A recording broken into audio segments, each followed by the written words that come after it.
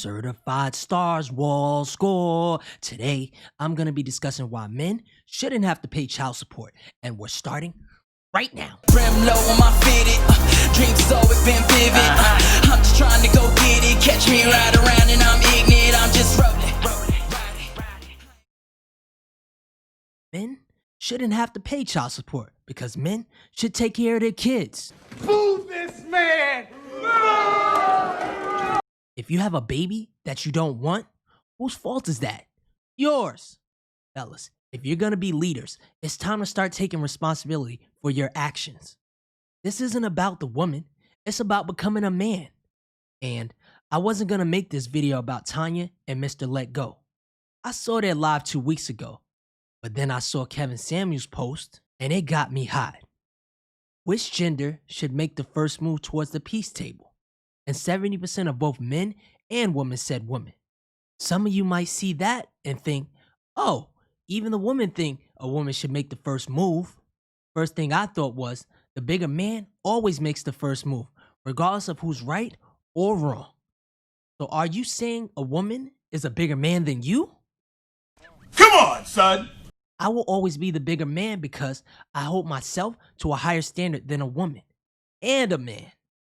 I have a small business that I'm a CEO of. If an employee is stealing from the company, whose fault is it? It's mine, because not only did I hire the people who hired the employee, but there wasn't a system in place for me to catch a thief. A true leader takes responsibility for all actions, not some. My second point. And ladies, I don't mean to compare you guys to children, even though some of y'all are childish as fuck, but hear me out. If my kid is acting up, should I just let him continue to do his thing? Or should I come to the peace table and ask him to sit down and discuss what's making him upset? Maybe it was something I said or did. Either way, it's my job as a leader to assess the situation logically and give feedback on what I did wrong or what I didn't like that she did. And since I know so many women think like Tonya and so many men think like Mr. Let Go, I needed to address this. But first, quick story time. I met a 2 to 5 a.m. on MySpace. Now, a 2 to 5 a.m. is a woman you only call over from 2 to 5 a.m. You're kidding, right? Well, I thought I got her pregnant my freshman year. I mean, that's what she lied and told me. And I cried. I'm not gonna lie. Not because she was trying to trap me. That was definitely her plan. But I cried because my lapse in judgment caused me to have unprotected sex with a project chick who already had a kid. Oh, hell no! Okay. And even as a 19-year-old man, there wasn't a doubt in my mind that I wouldn't have taken care of that kid. Did I offer to pay for the abortion? Absolutely. Did she stress me out for weeks, telling me she's having my baby? Hell yeah. But thank God she was lying. But if she wasn't and she had my baby, would I hate her? Hell yeah. But who would I blame? Myself. So let's react to their points. Like, why do women date down, Tonya? Why do women date down? Yeah. I think Black women in particular date down because Black men in particular, the pickings out there are slim. And so if they want a Black man, unfortunately, a lot of these Black men on the racks, these stray alley cats dressed up.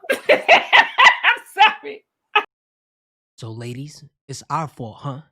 The wealthiest of Black men marry interracially. So that's one. You know, there's a lot of factors with this whole Kevin Samuels video, which is problematic because Black men get with average looking white women and average looking Latinas every day, average looking Asian girls every day. But then all of a sudden, when it comes to a Black woman, then all of a sudden she has to work twice as hard to get half as far.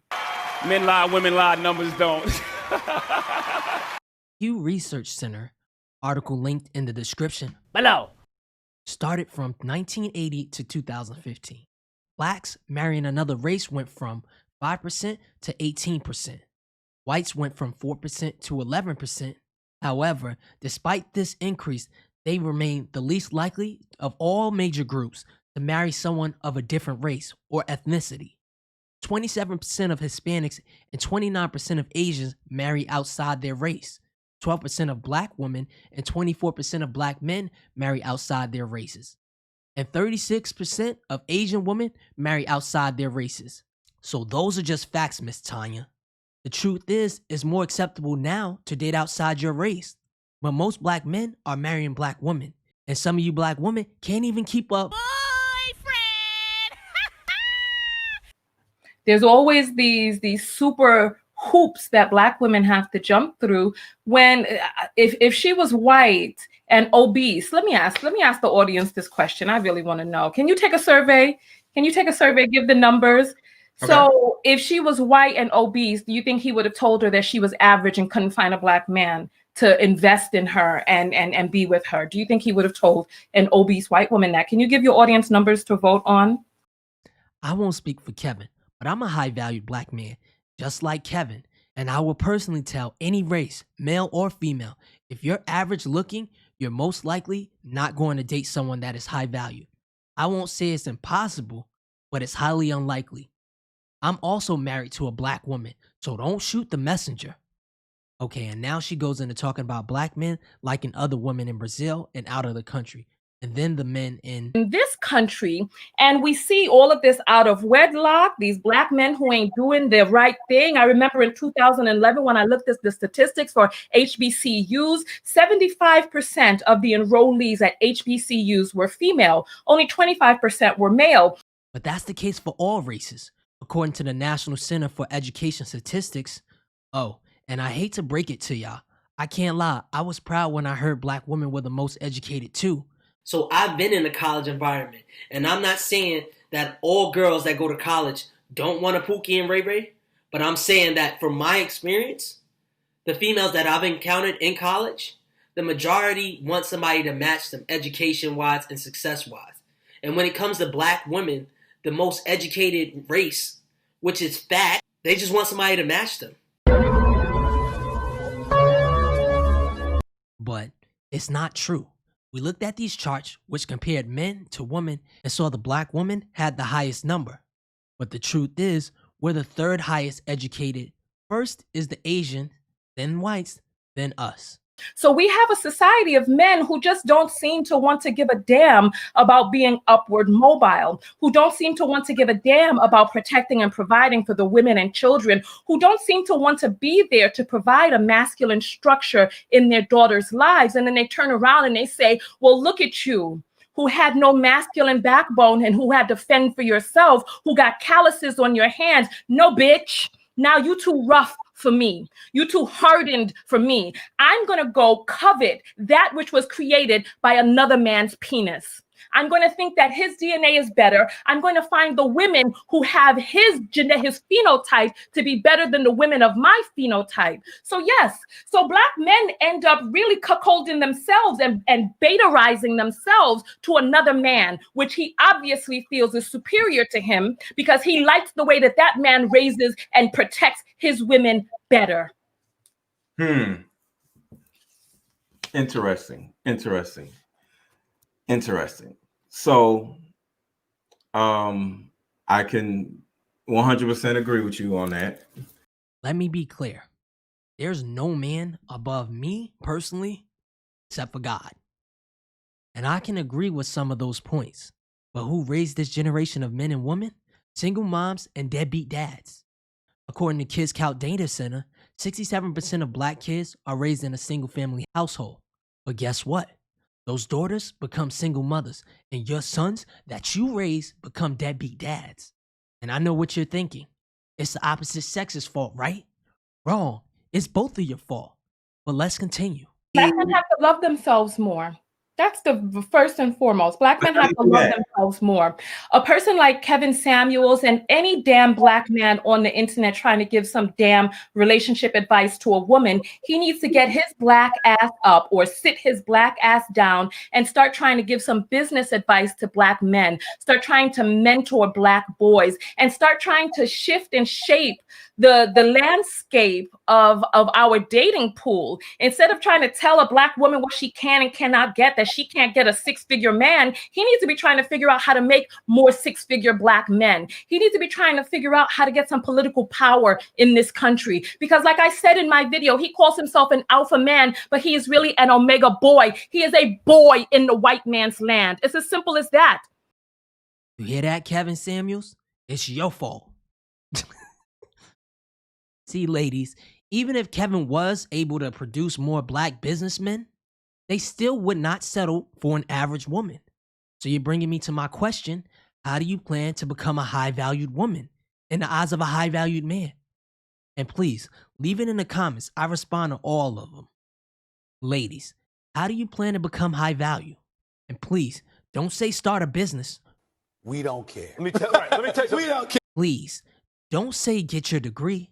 I want to hear things like working on my appearance, hitting the gym, no surgeries. That's important. Watching YouTube videos on how to become more feminine, learning how to speak properly. And let me be clear, some of you ladies with degrees are still ratchet as hell.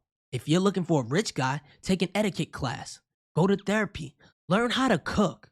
So when you meet the right man, you don't scare him away. And for the fellas, get off your ass, put the PS5 down, stop smoking all the time, and go get an education. And you don't have to go to college to be successful, but you have to figure it out.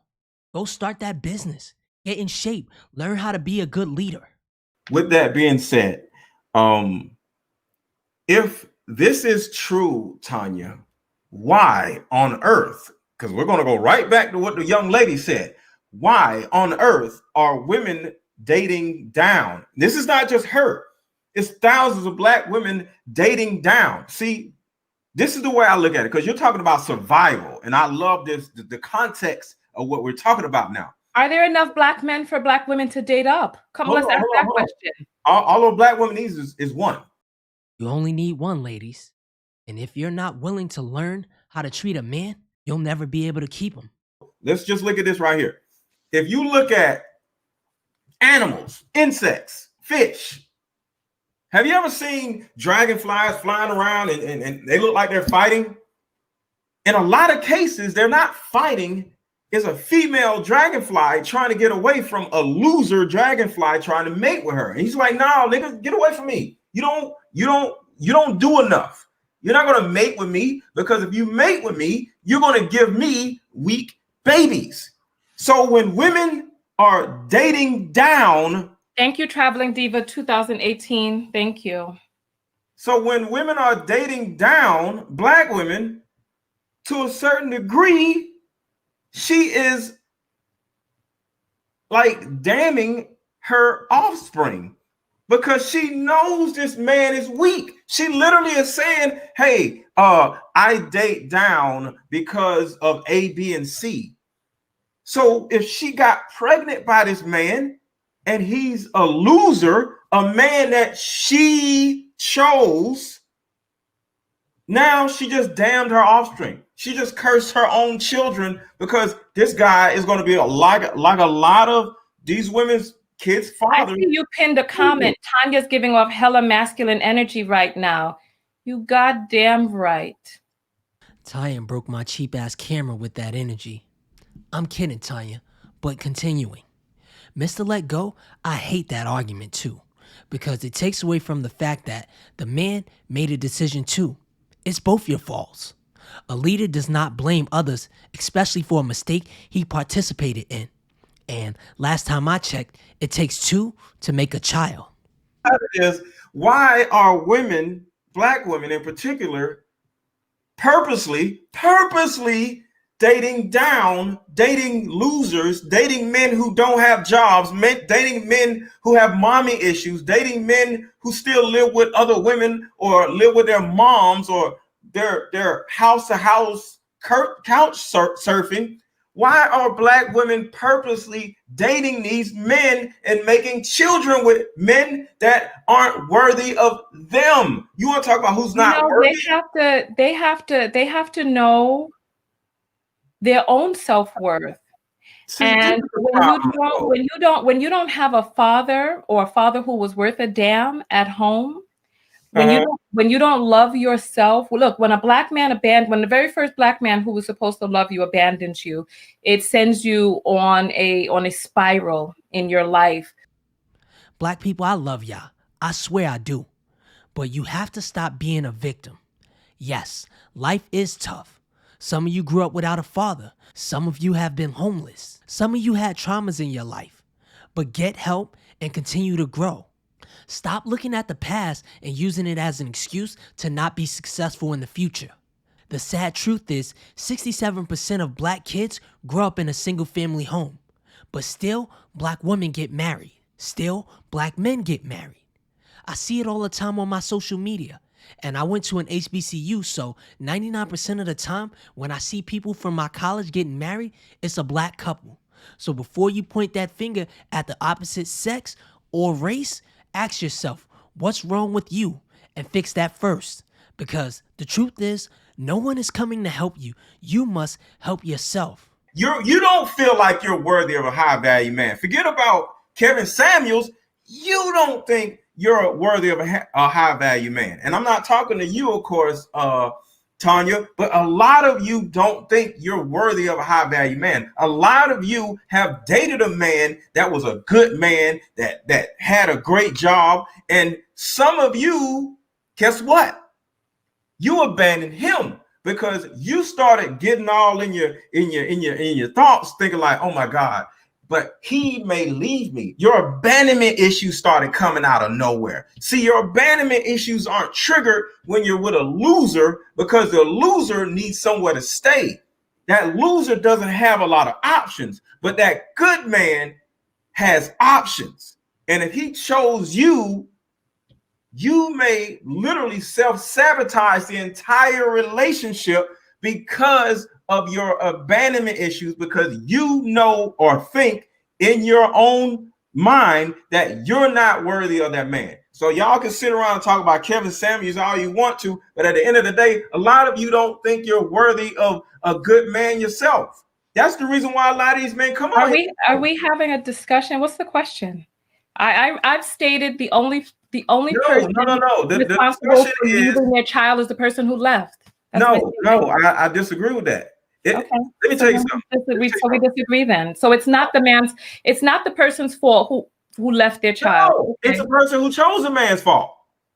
And I'm not into blaming a fault. But if we want to look at a lot of black men are into blaming women because you know what? It's like you can't have it both ways. You can't have it both ways. You can't claim that you're a leader, but then blame black women for where it is that you claim black women are leading men. You can't claim that black women have all of this masculine energy when they're not. When you're just, it's like you can't have it both ways. Are black men leaders, or are black women the leaders? It's the person who chose the man, but Tonya said you can't claim to be a leader and not take responsibility. But Tonya, not all males are leaders. Not all males are men. Andre Taylor, a man is not a gender, it's a position. A female is a gender, but a woman is a position. Not all boys and girls grow up to become men and women. So if you don't hold the qualifications of these positions, ladies, fellas, please stop claiming them. I'm out.